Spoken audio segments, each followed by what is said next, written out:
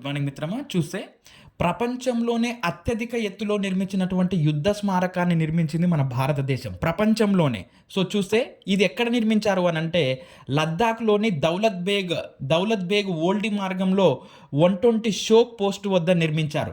దీన్ని కట్టించారు మన భారతదేశంలో. సో దీనిని భారత రణభూమి దర్శన్ అనేటటువంటి కార్యక్రమంలో భాగంగా దీన్ని నిర్మించారు. మరి ఎందుకు నిర్మించారు అనంటే గాల్వాన్ యుద్ధంలో మరణించినటువంటి 20 మంది భారత వీరులను స్మరించుకుంటూ వాళ్ళను గుర్తు చేసుకుంటూ నిర్మించినటువంటి నిర్మాణమే ఈ యుద్ధ స్మారకం.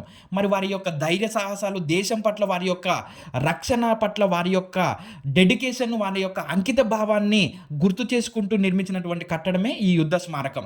మరి ఏంటి ఎవరిని అని అంటే 2020 జూన్ 15-16 తేదీలలో భారత సైన్యం మరియు చైనా సైన్యం మధ్య జరిగినటువంటి యుద్ధంలో మన భారతీయ సైనికులు 20 మంది మరణించారు. వారి యొక్క మరణాన్ని గుర్తు చేసుకుంటూ నిర్మించినటువంటి కట్టడమే ఈ యుద్ధ స్మారకం.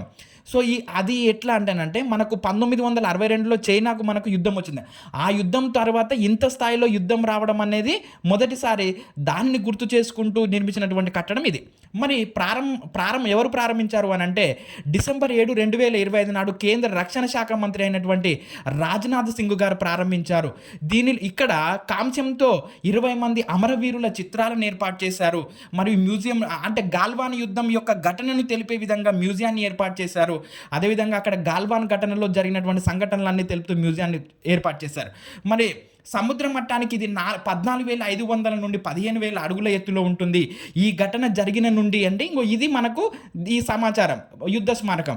ఈ ఘటన జరిగిన నుండి అంటే 2020 జూన్ నుండి దాదాపుగా 2025 జూలై వరకు ప్రధానమంత్రి నరేంద్ర మోడీ గారు చైనా వైపు వెళ్ళలేదు. అప్పటి నుండి మనకు చైనాకు మధ్యన కొంచెము సంబంధాలు తెగిపోయాయి.